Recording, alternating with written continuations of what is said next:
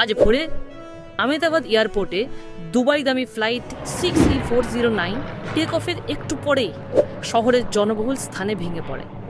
অনেক প্রাণহানির আশঙ্কা করা হচ্ছে।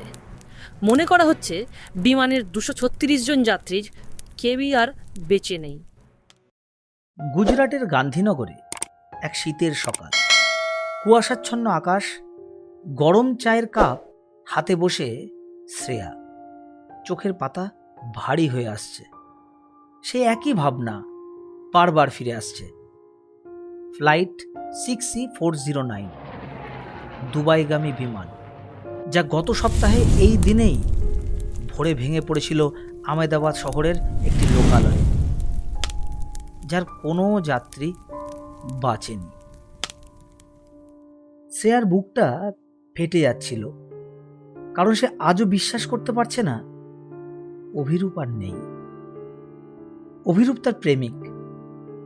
দুজনের সম্পর্ক এতটাই গভীর ছিল যে বিয়ের দিন তারিখ পর্যন্ত ঠিক হয়েছিল। অভিরূপ দুবাই যাচ্ছিল নিজের ব্যবসার কাজে। শ্রেয়ারও তার সাথে যাওয়ার কথা ছিল, কিন্তু সেই দিন আচমকা সর্দার প্যাটেল রিং রোডে এক মারাত্মক জ্যামের কারণে শ্রেয়া সময় মতো পৌঁছতে পারেনি। অভিরূপ একাই উঠেছিল বিমানে। সে আর ফিরে আসেনি। শোকে দুঃখে শ্রেয়া নিজেকে গুটিয়ে ফেলেছে। রাতগুলো অস্থিরতায় ভরা। কিন্তু শেষ কদিন এক অদ্ভুত বিষয় ঘটছিল। সে অনুভব করছিল কেউ তাকে দেখছে।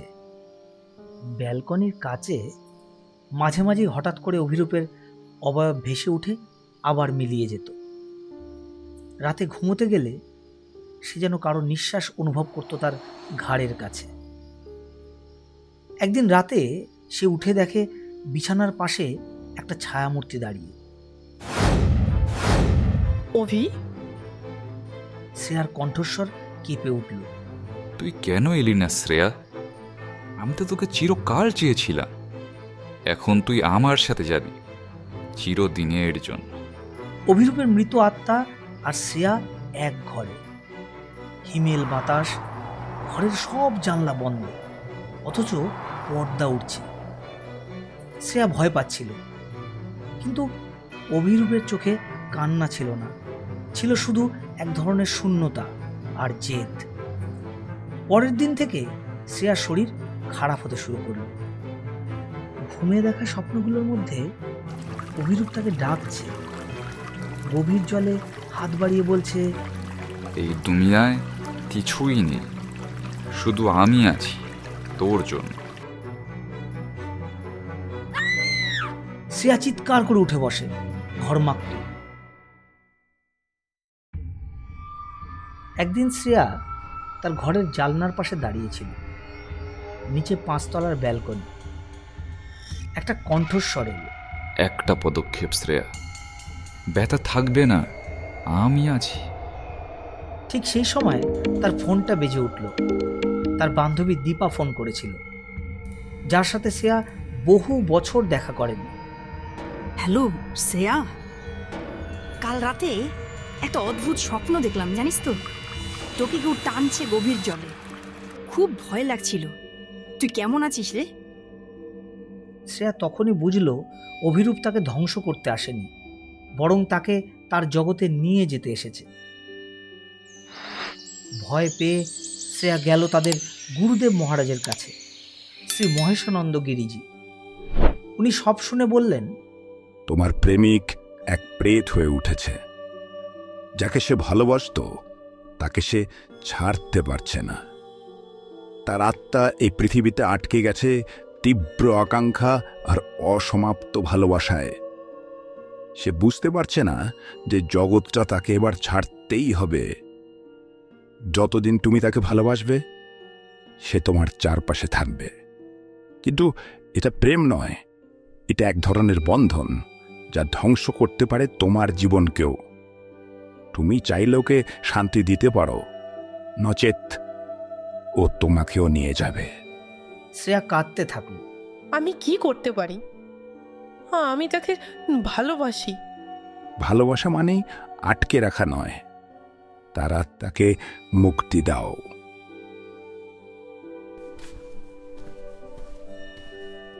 গুরুজির পরামর্শ মতো শ্রেয়া একটি বিশেষ পূর্ণিমা রাতে সবরমতী নদীর তীরে অভিরূপের নাম করে কিছু জিনিস বিসর্জন দেয়।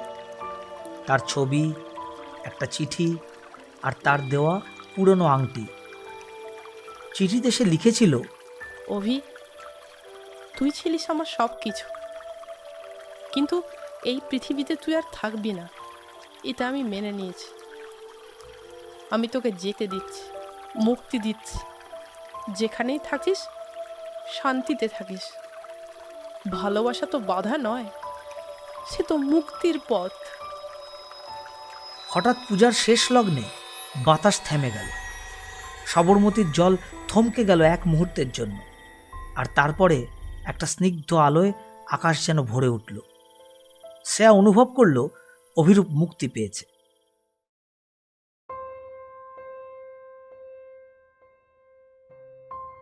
আজ 3 বছর কেটে গেছে।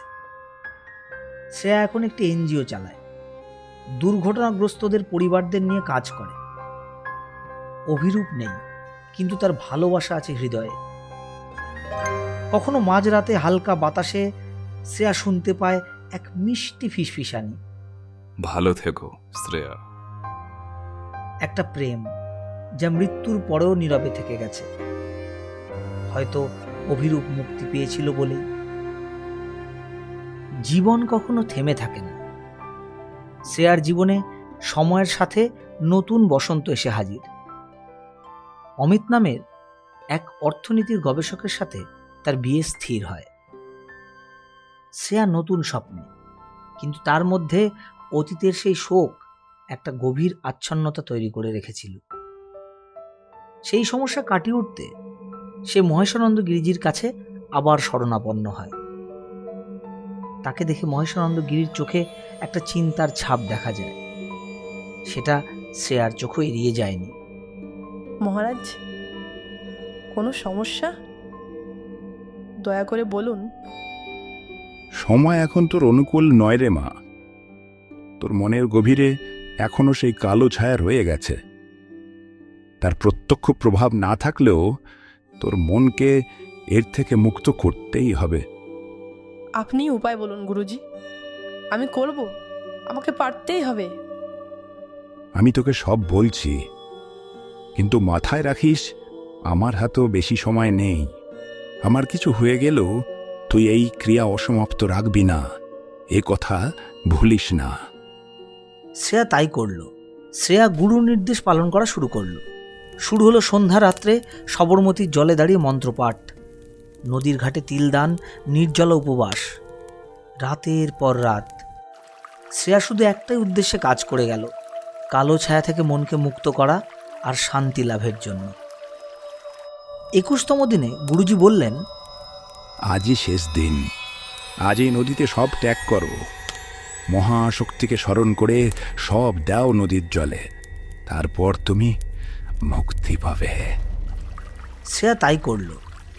তখন নদীর স্রোত ছিল অস্বাভাবিক জোরালো, আর আকাশ কালো মেঘে ঢাকা।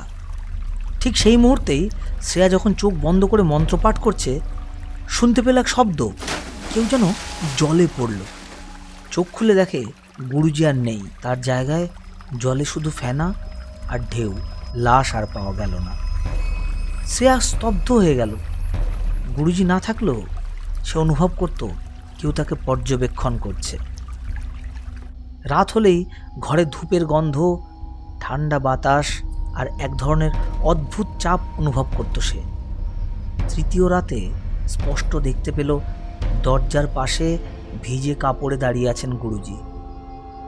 চোখ দুটো লাল, গলা ভারী, আর দৃষ্টি যেন অন্য জগতের। গুরুজি কিছু বলতেন না, শুধু তাকিয়ে থাকতেন। কিন্তু আস্তে আস্তে শ্রেয়া অসুস্থ হয়ে পড়ল। খাবার বন্ধ, ঘুম বন্ধ, শুধু অবসাদ আর ক্লান্তি।